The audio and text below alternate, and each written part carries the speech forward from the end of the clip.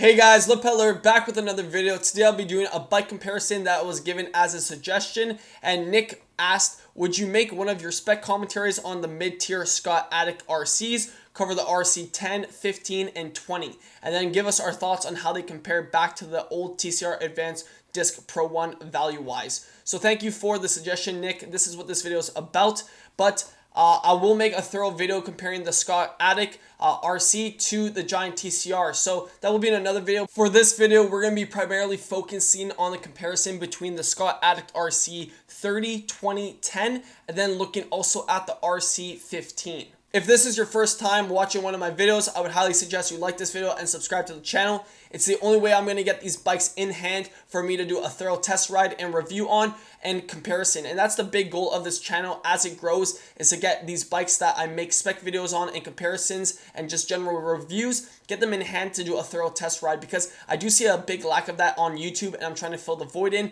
and I just love making these videos to begin with. So having these bikes in hand will just increase the overall quality and value that you as the viewer get. Now, I say this not to brag or to be boastful, but so far in 2020, I've already ridden 10,000 kilometers. You can follow me on Instagram and Strava. Links in the description below if you guys want to stay up to date with the type of riding and training that I do.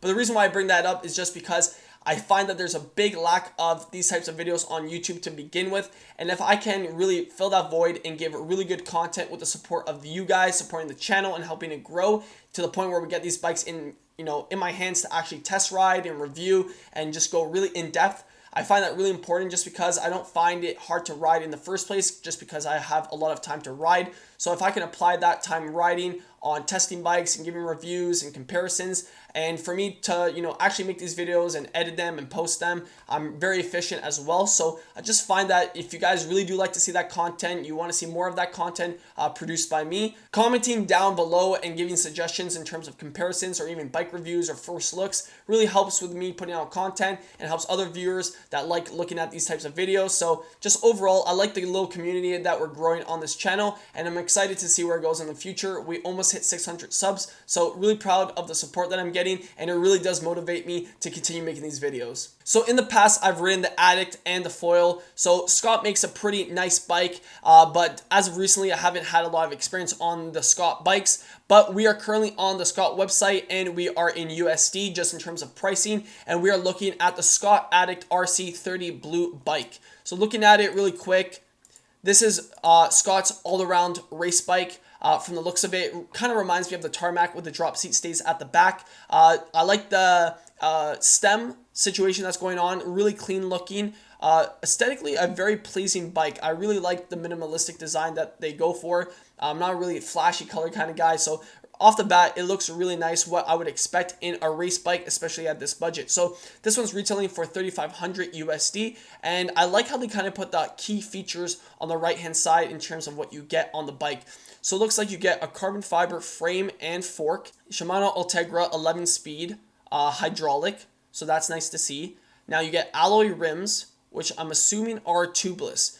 And other than that, let's see if we look at the specs a little bit more. The fork is carbon fiber, so that is good to confirm.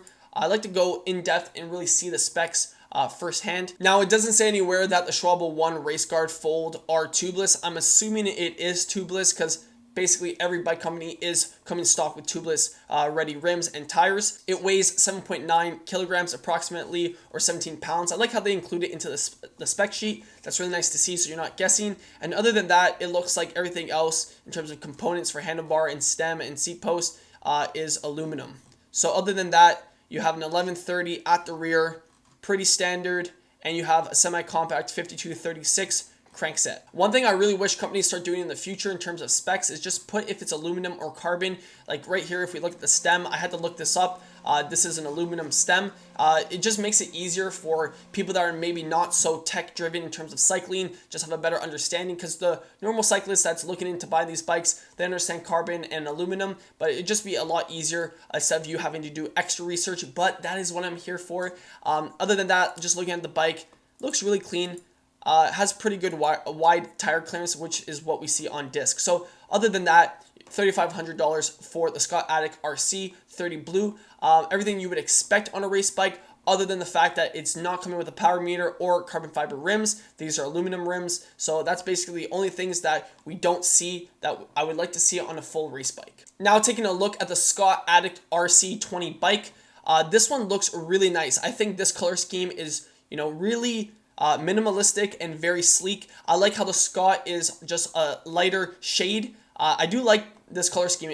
Even if the Scott was in white, it still looked like a killer bike. I like the gum wall tires, and especially if those are tubeless, it makes the bike look super nice, super clean. This is kind of like my dream bike in sense of color scheme. I love the pure black frame. If the Scott was in white, great. If it's not, that's fine with me. But the gum wall tires are delicious. I have a lot of energy today because, when we're looking at a bike comparison, you got to come with that energy. So other than that, this one's a little bit different. You're looking at a full SRAM ETAP 12-speed force group set. So this is SRAM's ETAP Force Access wireless group set 12-speed. I have this on my cyclocross/gravel bike, and it's a 1x system, so I just don't have the front derailleur, but I'm really excited to ride it and give you guys my thoughts, so stay tuned for a video on that. But other than that, it has 12 speeds at the back, so 12 gears that you can choose. No wires, no cables. It's all wireless. Really clean looking, especially when you don't have anything else to worry about other than the brake cable, which are internally routed and routed in the fork from what I can see. So a really nice, clean looking bike. Nothing to really complain. It looks very similar in terms of geometry to the Specialized Tarmac, so I really do like it. It retails for $4,800 USD. So let's see what you get in terms of the specs. So frame is carbon fiber, fork is carbon fiber, rear derailleur, all the componentry we just mentioned is SRAM's Force ETAP Access 12-speed. Now, one thing you do get is, this was kind of confusing for me to understand. I keep saying this on my videos. It's a 48-35, but in terms of the gear ratio, it's equivalent to like an Ultegra semi-compact. You just have to factor in that there is an additional gear because it's 12-speed, not 11-speed. So it basically is the same or similar gear ratio that you would see on an 11-speed 52-36. From what I know in terms of the compatibility in terms of gear ratios. Now, in terms of everything else, though, you're getting a 1033 rear cassette, and handlebar and stem are both aluminum still. And and the weight is 7.9 kilograms, which is around 17.5 pounds. And one thing I don't see is if we look at the rims still. So for this price is $4,800 USD. For the rims, you're still getting aluminum rims. So I went on the website to make sure that the wheel set was alloy. I use alloy and aluminum interchangeably. From what I gathered on the internet and from research, alloy is a mix of metals, and aluminum you can find in its natural state, but for wheels, you won't find wheels just out in nature. So it is aluminum. I'm just going to go with aluminum. I don't like saying alloy. So you don't get carbon fiber at this price point, which is very interesting, and the Force crankset does not come with a power meter. So pretty disappointing. Like I said, those are two things that I would love to see on a race bike, especially if you're paying for this much. The Scott Addict RC is a race bike, so, kind of disappointing. So now the final Scott Addict RC 10 gray bike. That is a lovely, lovely gray. I love the accents of the black, especially near the headset. That's a very nice looking bike. It kind of reminds me of a Trek Madone that I love a lot. That's gray. I find gray bikes really sleek, especially with the gum walls. Just so yummy! But with the enthusiasm, let's look at the specs. You're getting a full hydraulic mechanical Durace group set. So this retails for $47.99, so almost $4,800 USD. And the bike we just looked at, which was the RC, retails for the same price. So you'd be asking yourself, wait, why are we going to mechanical when we were just at electronical? So if you guys aren't familiar, the SRAM Force ETAP Access group set is equivalent to Shimano's Ultegra, and their red ETAP is equivalent to Shimano's Durace. Kind of confusing. Replay what I just said if you guys are confused, but basically this is the highest group set that Shimano offers, which in terms of shifting in terms of lightness would be perhaps lighter than the Force group set. That's a hard one. I would have to really thoroughly test that and see which one, but Durace shifts really nicely. I guess maybe for whatever that's just interesting that you would have mechanical. I guess it's just how they decided to build the bike up. I'm just kind of trying to figure out what was the logic behind that. But in terms of the rims, you're still getting aluminum rims. So that's interesting. I rather have actually like Ultegra or even Force and have carbon rims than have Duries. That's just how I'm feeling, because like both those group sets, mid-tier group sets, are perfectly fine, and I'd rather the money that you're spending on Duries go towards the rims. Other than that, same basic thing that we saw in the previous Scott Addicts in terms of carbon fiber frame, fork. Now this is full Duries. Like I said, you can see the Duries rotors when we compare that to the Ultegra rotors here. So those are different. Let's look at the specs really quick and see what you get. Just a little bit more detailed. So everything else is Duries pretty much in terms of group set. You're getting a 5236 semi-compact Duries group set right here. Chain. Oh, they're putting an Ultegra chain. So they're cheaping out. The Duries chain is super expensive. And also, let's look at the cassette, guys. Ultegra. Yep. Because you know what's crazy with the Duries chain? The Duries cassette is that like 3 parts of the, or I think it's like 4 gears, the 3 gears are made of titanium. So it's like, it's super light, but hella expensive. Yeah, so like if you ever get your hands on a Duries cassette, like that is money. That is expensive. Especially like if you're riding primarily. Like I can understand having it on your race wheels, but people that train on Duries cassettes, that's expensive. So other than that, aluminum still for the handlebar and stem, and everything else is basically the same. And you can see in terms of weight, do you save any weight? You save 10 grams going to Duries. And in terms of weight here, you're saving 15 grams. So not a lot of weight savings across all the bikes. So that's really interesting that they put Duries on this bike build. So I'll quickly give my thoughts on the Scott Addict RC 15. It retails for $5,500 USD, so quite expensive. And let's see what you get on this bike. Now I feel like just by looking at it, these rims are carbon. These are the Synchros Capital 1.035 disc, which I did look up. So these are carbon rims. So it's funny how you have to step into the $5,000 range to get carbon rims, which you would expect on a race bike. And you do get the upgrade of having Ultegra Di2 hydraulic 11-speed group set. So that's nice to see, but I can pretty much tell that it won't have a power meter. So crankset, just a normal Ultegra crankset, 5236, so semi-compact with an 1130 at the rear in terms of the rear cassette. Carbon fiber frame and fork. So the seat post on the Scott Addict RC 15 is carbon fiber, but the stem and handlebars are alloy still. In terms of aesthetics, I really do like this bike. I find the gray to be very subtle, very minimalistic, especially with the top tube having that little accent of black. Very nice, especially with the gumwall tires that they chose, the Schwalbe ones. Really makes it a nice aesthetic pleasing bike. Now, that's all great, but we all care about value, especially me. So in terms of $5,500 USD, you're getting Ultegra Di2 hydraulic, but you're not getting a power meter. I find a power meter to be so much more important than electronic shifting.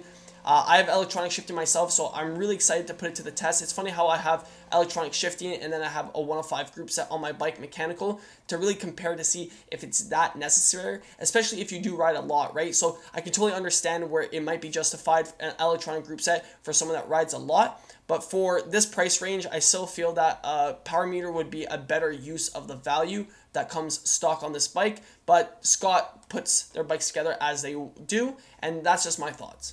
But other than that, my overall thoughts are probably my favorite one if I had to choose one.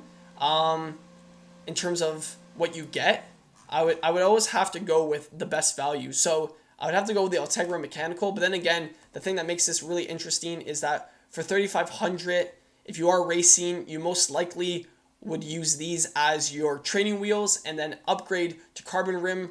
But unless you have those laying around, buying it would be an additional $1,000. So right there, you're already at $4,500 USD. And this is the part where Nick wanted me to compare the Scott Addict roughly. So like this bike's a great value, right? If you plan on racing for the indefinite future with alloy rims and without a power meter. Now I always have to be specific when I say this. This only really applies if you have it laying around or you have extra parts. So this bike could be a great deal if you really do like the frame, you like how it looks, you like how it feels, and you already have a set of race wheels that are carbon fiber and maybe a dual-sided or single-sided power meter. But if you're coming stock, you're looking for a brand new value race bike, or just looking at a race bike in general, the fact that this doesn't have a power meter and doesn't have carbon rims, you'd most likely have to buy that. So right there, an additional carbon wheel set would be, this would set you back $4,500, and then a dual-sided power meter would be $5,500. And this is the part where Nick wanted me to compare it to the TCR Advanced Pro 1 disc, is that for 4300 you get carbon rims and you get a dual-sided Ultegra power meter. So in terms of value, like I said, it's a no-brainer. I would have to give it to the TCR Advanced Pro 1 disc 2021 model made by Giant. But other than that, that was a basic comparison between all three of these bikes. The only thing that's changing, Nick, is the group sets. That's the only thing that's changing. You're going from Ultegra mechanical, you're going to Force ETAP Axis 12 speed, and then you're going to Durace. So kind of unfortunate that you don't see any carbon fiber rims or power meters when you go up slightly in price from these two. Obviously, these two are just, the Scott Addict 20 and the 10 is just a change in group sets. But from this one, from the 30 to the 20, or the 30 to the 10, I would expect some upgrade other than the group set. So that about wraps it up for taking a look at the Scott Addict RCs 30, 20, 10, and the 15. If you guys did enjoy the video, please smash the like button, subscribe to the channel. It really helps us. I want to get these bikes in hand. It's not enough for me just to look at the specs and tell you about the bikes. I want to be physically riding on these bikes, you know, giving you guys the quality content that as a viewer for a long time in my cycling viewership on YouTube, and